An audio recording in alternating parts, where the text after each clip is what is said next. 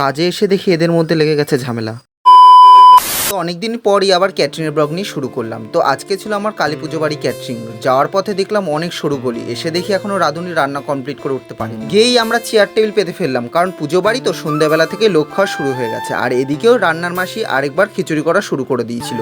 মেনুতে ছিল খিচুড়ি, ঘ্যাট আর চাটনি, পাঁপড়, পায়েস।